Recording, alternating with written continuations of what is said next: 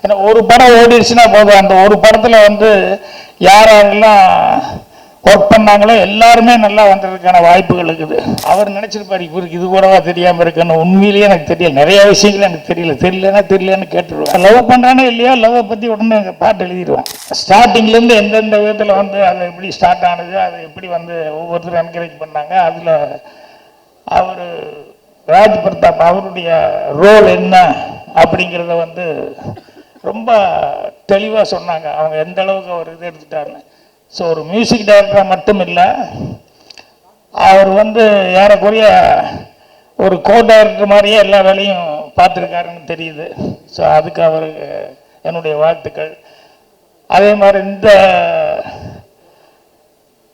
டீமில் வேலை பார்த்தவங்க எல்லாம் பேசும்போது தான் தெரியுது, ஒவ்வொருத்தர் எல்லாம் புதுசாக இருந்தால் கூட எல்லாருமே அவ்வளவு இன்வால்மெண்ட்டோடு நடிச்சிருக்காங்க. இது ஒவ்வொருத்தரும் அவங்களுடைய பங்கீடு இருந்திருக்கு அப்படின்னு சொல்லிட்டு.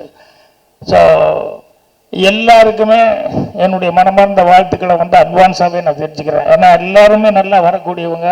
ஏன்னா ஒரு படம் ஓடிடுச்சுன்னா போதும், அந்த ஒரு படத்தில் யாரெல்லாம் ஒர்க் பண்ணாங்களோ எல்லாருமே நல்லா வந்ததுக்கான வாய்ப்புகள் இருக்குது. இப்போ 16 வயதுலாம் எடுத்துட்டோம்னா அந்த டைமில் எங்கள் டைரக்டருக்கு ஃபஸ்ட்டு படம், எனக்கு அசிஸ்டன்ட் டைரக்டராக ஃபஸ்ட்டு படம். அப்புறம் அதில் எல்லாருமே அந்த நேரத்தில் பிகினிங்கில் இருந்தவங்க தான். அவர் ஸ்ரீதேவி ஆகட்டும், ரஜினி ஆகட்டும், கமல் ஆகட்டும், எல்லாருமே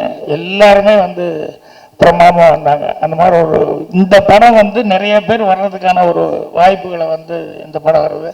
ஸோ தம்பித்துறை மேலும் மேலும் சிறப்பான படங்களை கொடுக்கறதுக்கு இந்த படம் ஒரு உத்தரவாதமாக இருக்கும் அப்படின்னு சொல்லி நான் நம்புகிறேன். எனக்கு இந்த ட்ராமான்னா அதுதான் அப்போ தான் ஃபஸ்ட் டைம் கேள்விப்படுறேன். எனக்கு உண்மையிலே தெரியல அவர்கிட்ட என்ன ட்ராமா, என்ன மீனிங் என்னன்னு சொல்லி கேட்டேன். அவர் நினச்சிருப்பார் இவருக்கு இது கூடவா தெரியாமல் இருக்குன்னு. உண்மையிலேயே எனக்கு தெரியல, நிறைய விஷயங்கள் எனக்கு தெரியலன்னு கேட்டுருவேன்.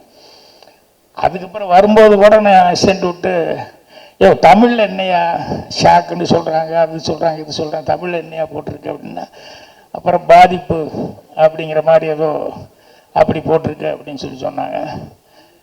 ஸோ சினிமாவில் பாதிப்பு இல்லாமல் எதுவுமே கிடையாது. நான் அசிஸ்டண்ட்டுகளுக்கு கூட நான் சொல்கிறது என்னென்னா, கதை திங்க் பண்ணுறதுக்கு நீ போய் இப்படி அப்படி எல்லாம் யோசிச்சுட்டு இருக்காத. உன் மனசுக்குள்ளே உன்னை என்ன பாதிச்சது சின்ன வயசுலேருந்து அதை கொஞ்சம் திங்க் பண்ண. நீ உன்னை பாதித்த விஷயங்கள் தான் உனக்கு ஒரு நல்ல கதையாக கிடைக்கும். அந்த பாதிப்பு ரொம்ப முக்கியம் அப்படிங்கிற மாதிரி சொல்லி அதைத்தான் திங்க் பண்ண அப்படின்னு சொல்லுவேன். இப்போ தம்பித்துறை அப்படிங்கிறது இவரே எனக்கு ஒரு பாதிப்பு தான். என்னென்னா ஸ்கூல் டேஸில் நான் நாடகத்தில் நடிச்சிருக்கும் போது ஸ்கூல் டே ட்ராமாவில் எங்கள் மாஸ்டர் அவருக்கு என்ன ரொம்ப பிடிக்கும். அப்போது என் கூடவே இன்னொரு பையனும் நடிச்சிட்டு இருந்தான் தம்பித்துறை அப்படின்னு சொல்லிட்டு. எங்கள் வாத்தியார் என்னை ரொம்ப பிடிச்சதுனால அடுத்தது ஸ்கூல் டே ட்ராமாவில் எனக்கு தான் மெயின் ரோல் கொடுக்கணும் அப்படின்னு சொல்லிட்டு ஒரு கதை ரெடி பண்ணார். அந்த கதை ரெடி பண்ணி அவங்க இந்த லீவு விட்டாங்க, ஆஃப் இயர்லி லீவு. இந்த 15 நாள் வேஸ்ட் பண்ணக்கூடாது அப்படின்னு சொல்லிட்டு இந்த 15 நாளில் எப்படியாவது ரிஹர்சல் எல்லாம் ஸ்டார்ட் பண்ணிடணும். ஏன்னா ஸ்கூல் டே டைம் ரொம்ப கம்மியாக இருக்குது அப்படிங்கும்போது என்னை தேடினாங்க. அப்போ அந்த நேரத்தில் நான் கோபி பக்கத்தில் வெள்ளாங்கோயில் எங்கள் அம்மா மிட்வைஃபாக ஒர்க் பண்ணிருந்தாங்க, அங்கே போயிட்டேன் லீவுக்கு. அப்புறம் வீட்டில் கேட்டிருக்காங்க. அப்போல்லாம் இந்த மாதிரி ஃபோன் கேம் எல்லாம் இருந்து டக்குன்னு கூப்பிட முடியாது. அப்புறம் வீட்டில் வந்துட்டானா 2-3 தடவை வாத்தியார் கேட்டு பார்த்துட்டு அப்புறம் கடைசியில் நான் இன்னும் வரல அப்படின்னு சொன்னோடனே அந்த ரோலுக்கு அந்த தம்பித்துறைங்கிற அந்த பையனுக்கு கொடுத்துட்டாங்க. அந்த பையனை செலக்ட் பண்ணி அவன் நல்லா நடிக்கிற பையன், என் கிளாஸ்மேட்டு. அப்புறம் நான் லீவு முடிஞ்சு ஸ்கூல் திறக்கிறதுக்கு ஒரு நாளைக்கு முன்னால் வந்தால் ரிஹர்சல் வாத்தியார் சொல்கிறாரு, இன்றைக்கி நாளைக்கு ரிஹர்சல் இருக்குன்னா போய் பார்த்தா எனக்கு ரோலே இல்லை. அந்த தம்பித்துறை கூட வர்ற மாதிரி ஒரு ரோலு. எனக்கு ஒரே அழுகழுகியாக வருது.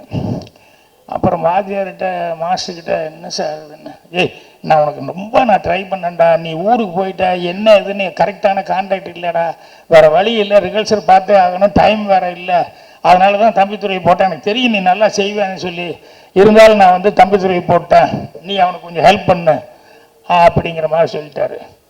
அப்புறம் வாத்தியார் சொல்லும்போது வேறு என்ன பண்ண முடியும், எனக்கு ஒரு சின்ன ரோல் தான் பரவாயில்ல அப்படின்னு சொல்லிட்டு என்னன்னா, நான் நாடகம் நடிக்கும்போது எல்லா ரிஹர்சல் பார்க்கும்போதெல்லாம் வந்து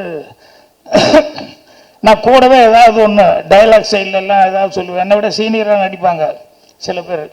அவன் 10th ஸ்டூடெண்ட்டாக இருப்பான், 11th ஸ்டூடெண்ட்டாக இருப்பான். அவங்க நடிக்கும்போது நான் வந்து சில நேரங்களில் வாத்தியார்கிட்ட போய் சொல்லுவேன், சார் அவர் வந்து மாமா கேரக்டர் செய்கிறார், வயசான கேரக்டர். ஆமாம், அவர் ஏதாவது துண்டு கிண்டெல்லாம் அந்த காலத்தில் இப்படி தோளில் இப்படி துண்டெல்லாம் போட்டுக்குவாங்கல்ல, அப்படி கழுத்து சுற்றி. ஸோ அடிக்கடி அந்த துண்டு அப்படி போட்டுக்கிற மாதிரி, கையில் ஒரு ஸ்டிக் இருக்கிற மாதிரி, இப்படியெல்லாம் ஆக்ஷன் பண்ணால் நல்லா இருக்குமே அப்படின்னு சொன்னால் ஒன்றும் நல்லா தான் இருக்கும் அப்படின்னு சொல்லிட்டு, அப்பா அவன் சொல்கிறா கொஞ்சம் செய்ப்பா அப்படிம்பாரு. அவங்களுக்கெல்லாம் ஒரே கோபமாக இருக்குது, இவன் 8th ஸ்டாண்டர்டு இவன் எதுக்கு நமக்கெல்லாம் சொல்லி கொடுத்துட்ருக்கான் அப்படின்ட்டு. ஸோ அந்த மாதிரி வாத்தியார்களுக்கெல்லாம் வந்து என்ன ரொம்ப பிடிச்சது.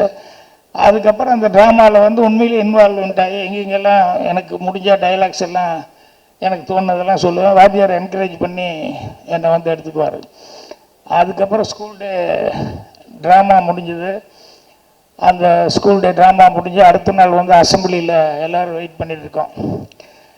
எல்லோரும் வெயிட் பண்ணிட்டு ஹெட் மாஸ்டர் சின்னசாமி நாயுடு, நேற்று ஸ்கூல் டே ரொம்ப ஃபங்க்ஷன் சிறப்பாக இருந்தது, எல்லாருமே வந்தால் கலெக்டர் வந்திருந்தார், கலெக்டர் ரொம்ப அப்ரிஷியேட் பண்ணியிருந்தார். இந்த ஹோம் கம்மிங்னு சொல்லி அந்த ஸ்கூல் டேயில் வந்து ஒரு நாடகம் போட்டாங்க அப்படின்னு சொல்லிட்டு அதை ரொம்ப அப்ரிஷியேட் பண்ணி கலெக்டர் வந்து அவர் எனக்கு ரொம்ப பிடிச்சது, அதுலேயும் அந்த ஹீரோவை நடித்த பையன் தம்பித்துறை எனக்கு ரொம்ப பிடிச்சது அப்படின்னு அவனுக்கு ஒரு கப் அனுப்பிச்சிருக்காரு அப்படின்னா உடனே எல்லோரும் கிளாப்ஸு.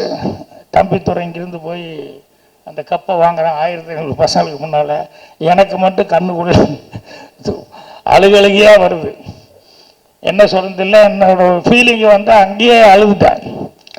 அப்புறம் வாத்தியார் வந்து அப்புறம் என்னை தனியாக கூப்பிட்டு, இல்லைடா உனக்கு வர வேண்டியது வரும், அதுக்கு டைம் இருக்கும், அவனும் நல்லா தான் பண்ணான், அதனால் பிடிச்சி. இல்லை சார், நான் இன்னும் நல்லா பண்ணியிருப்பேன், எனக்கு அதனால் தாங்கிக்க முடியல அப்படின்னு சொல்லிட்டு.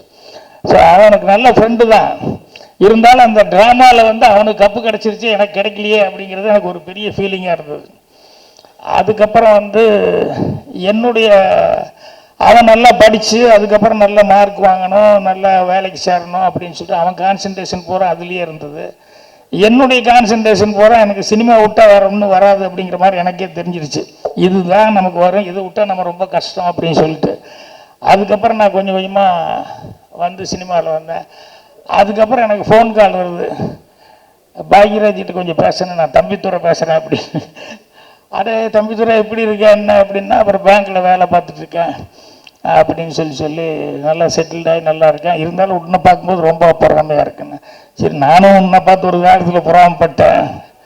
இல்லை, நீ வந்து உனக்கு உண்மையிலேயே அதை விட்டால் வேறு ஒன்றுமே உனக்கு மைண்டில் இல்லை, அந்த அளவுக்கு இருந்தேன்னு எனக்கு தெரியும், நான் வந்து உன்னை பார்த்துட்டு வரணும் அப்படின்னு சொல்லிட்டு அந்த தம்பித்துறை வந்து என்னை வந்து பார்த்து பழைய இதுகளெல்லாம் வந்து இது பண்ணிட்டேன். ஸோ எனக்கு அந்த ட்ராமாவில் சொல்லி கொடுத்த அந்த டீச்சர்ஸ் எல்லாத்துக்கிட்டையும் அந்த ட்ராமாவுக்கு என்னுடைய ஆசிரியர்கள், அவங்க சண்முகமணி மாஸ்டர், சோமசுந்தரம் மாஸ்டர், இந்த மாதிரி மாஸ்டர்ஸ் எல்லாம் படத்தில் நான் பேர் வச்சுட்ருக்கேன்னே அடிக்கடி. அதுக்கு என்ன காரணம்னா அவங்கெல்லாம் எனக்கு ஆரம்பத்தில் அந்த ட்ராமேட்டிக் கிளப்பில் இருந்தவங்க. ஸோ இன்றைக்கி இங்கே வரும்போது தம்பித்துறை அப்படின்னு ஒன்றையுமே எனக்கு டக்குன்னு என்னோடய ஃப்ளாஷ்பேக் அதெல்லாம் மைண்டுக்கு வந்துருச்சு. அதுக்கப்புறமா இந்த டைட்டில் பாதிப்பு அப்படின்னு சொல்லிட்டு நான் அசிஸ்டண்ட்டுக்கிட்ட கூட பாதிப்புன்னு சொல்லும்போது அதான் நான் முதல்ல சொன்ன மாதிரி வந்து உனக்கு பாதித்த விஷயங்கள் என்னென்னு பாருங்கள். இப்போ சினிமாவே எடுத்துட்டிங்கன்னா எதேதோ ஒரு பல களங்கள் இருக்குது இல்லையா, அதில் வந்து இது என்ன சேனலில் என்ன அப்படி இப்படின்லாம் பார்த்தோம்னா ரிவெஞ்ச் இருக்குது, அந்த படம் இருக்குது, இந்த படம் அப்படிப்பான். ஆனால் எல்லா ஊர்லேயும் எல்லா நாட்டிலையும் இருக்கக்கூடிய ஒன்று வந்து மிஸ் பண்ணாமல் இருக்கிறது, என்றைக்கும் எவர் கிரீனான்னு ஒன்று இருக்கிறது, லவ் ஸ்டோரி அப்படிங்கிறது. அப்படின்னு என்ன அந்த பாதிப்பு எல்லா ஊர்லேயும் எல்லாத்துக்கும் இருக்குது அப்படிங்கிறது தான். அதனால தான் இன்றைக்கு வரைக்கும் வந்து எல்லா நாட்டிலையும் வந்து வர்ற படங்களில் வந்து ஃபஸ்ட்டு ஒரு சினிமாவில் வர்றவங்களுக்கும் சரி, இந்த கவிதை எழுதுறவனும் பாரு, முதல்ல வந்து அவன் லவ் பண்ணுறானே இல்லையோ லவ்வை பற்றி உடனே பாட்டு எழுதிடுவான். அந்த மாதிரி படம் எடுக்கிறது அப்படின்னா ரொம்ப ஈஸியாக வந்து இந்த லவ் அப்படிங்கிறது வந்து அந்த ஜேர்னலில் படம் எடுக்கிறதுங்கிறது எல்லாத்துக்கும் டக்குன்னு உடனே தோணும். ஸோ அந்த மாதிரி இது இன்னைக்கு இந்த படத்தில் வந்து இவர் அப்படி இல்லை. இது வந்து வேற மாதிரி சொன்னாங்க. ஒரு 3 சப்ஜெக்டை வந்து வெவ்வேறு டைப்பான சப்ஜெக்டு அப்படின்னு சொல்லி அந்த மாதிரி டைப் கதை அப்படின்னு சொல்லிட்டு ஒன்றில் வந்து பிரசன்னா அவங்க சாந்தினி வர்றாங்க, இன்னொரு ஹீரோயின், இன்னொன்று வந்து வேற ஒருத்தர் அப்படின்னு சொல்லிட்டு. ஸோ இவர் ஃபஸ்ட் டைம் வந்து தம்பித்துறை அவர்கள் வந்து எடுத்துக்கிட்டதே சப்ஜெக்டே வந்து வழக்கமாக எல்லாரும் பண்ணுற மாதிரி இல்லாமல் ஒரு டிஃப்ரெண்ட்டான ஒரு சப்ஜெக்டாக ஃபஸ்ட் டைம் எடுத்திருக்காரு. அதே ஏன்னா யூஸ்வலாக லவ் ஸ்டோரி அப்படின்னு சொன்னோம்னா எல்லோரும் பண்ணுற மாதிரி ஒரு லவ் ஸ்டோரி, அதில் என்ன புதுசாக பண்ணியிருக்காங்க அப்படின்ட்டு இருக்கும். ஆனால் இவர் எடுத்துக்கிட்ட களமே வந்து கொஞ்சம் வித்தியாசமான ஒரு களமாக இருந்தது. அதனால் 3 விதமான சப்ஜெக்ட் அப்படின்னாங்க. இதுக்கே அவருக்கு பாராட்டு சொல்லலாம். ஸோ அவர் வந்து இதுக்கு வந்து பக்கபலமாக வந்து நம்ம மியூசிக் டைரக்டர் வந்து இருந்திருக்காரு அப்படின்னு சொல்லும்போது அது ஜீவிதெல்லாம் சொன்னதுக்கப்புறம் தான் தெரியுது அவங்கெல்லாம் எவ்வளோ தூரம் வந்து அதை வந்து இது வந்து சாதாரணமாக ஏதோ ஒரு நாளில் ஒரு ஸ்டார்ட் பண்ணி உடனே எடுத்துடலாம் அப்படின்னு சொல்லிட்டு இது வந்து எடுக்கலை. இதில் படத்தில் ஆக்ட் பண்ணவர் கூட ஒருத்தர் காணோம், இல்லை போயிட்டார்.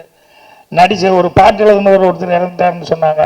ஸோ இதுக்கு பின்னால் இவ்வளவெல்லாம் இவர் அந்த பெயின்னு போட்டதை அதுதான் சொன்னேன், அதுதான் நடிச்சுக்கிட்டேன், இத்தனை பேர் இருக்கான்னு. ஸோ எவ்வளவு நாளாக வந்து இதை அசை போட்டு இந்த படத்தை எடுத்திருப்பாங்க அப்படிங்கிறது என்னால் தெரிஞ்சுக்க முடியுது. ஸோ அவருக்கு வந்து கண்டிப்பாக எல்லாரும் அவரை கூப்பிட்டு நிற்க வச்சுருந்தவங்க எல்லாம் ஒரு பெரிய குரூப்பே வந்தாங்க. அசிஸ்டன்ட் டைரக்டர் அவங்க இவங்க யாரெல்லாம் அவருக்கு ஹெல்ப்பாக இருந்தாங்க அப்படின்னு சொல்லி ஒருத்தர் விடாமல் எல்லாத்தையும் கூப்பிட்டுருந்தாங்க. ஸோ எல்லாத்துக்குமே ஒரு நல்ல எதிர்காலம் இருக்குது அப்படின்னு சொல்லி எல்லாத்துக்குமே அட்வான்ஸாக நான் வாழ்த்துக்கள் தெரிவிச்சுக்கிறேன். கண்டிப்பாக இந்த படம் நல்ல வெற்றி அடையும். வெற்றி அடைஞ்சதுக்கப்புறம் தம்பித்துறை வந்து கண்டிப்பாக இண்டஸ்ட்ரியில் வந்து பேர் வாங்குற அளவுக்கு ஒரு பொசிஷனுக்கு வருவார். அதே மாதிரி வந்து இப்போ பாட்டை பற்றி சொல்லும்போது அந்த மேடம் வந்து இவங்க வந்து சொன்னாங்க, எம்எல்ஏ மேடம் வந்து சொன்னாங்க பாட்டை பற்றி. ஸோ அவங்க அந்த பாட்டை பற்றி சொன்ன மாதிரி நானும் வந்து அந்த பாட்டை வந்து கேட்டதுலேருந்து அந்த பாட்டு எனக்கு அவ்வளோ லைக்னஸாக இருந்தது. ஸோ அவருக்கும் ஒரு பிரமாதமான எதிர்காலம் வந்து இருக்குது சினிமாவில். ஏன்னா ஏற்கனவே அவர் 1-2 பண்ணியிருக்காரு, இருந்தாலும் அவர் வந்து இன்னும் பெருசாக பேசப்படுற அளவு வரல. ஆனால் இந்த படத்தின் மூலமாக இந்த படத்தின் மூலமாக வந்து கண்டிப்பாக அவருக்கு வந்து ஒரு மிகப்பெரிய பேர் வரப்போகுது. அவர் இண்டஸ்ட்ரியில் பேசப்படுற அளவுக்கு ஒரு நல்ல மியூசிக் டைரக்டராக வரப்போகிறாருன்னு சொல்லி அவருக்கு என்னுடைய அட்வான்ஸ் வாழ்த்துக்கள். அவருக்கு உதவியாக இருந்தவங்க எல்லாத்துக்குமே என்னுடைய மனமார்ந்த நன்றியும் வாழ்த்துக்களையும் தெரிவிச்சுக்கிறேன். நன்றி, வணக்கம்.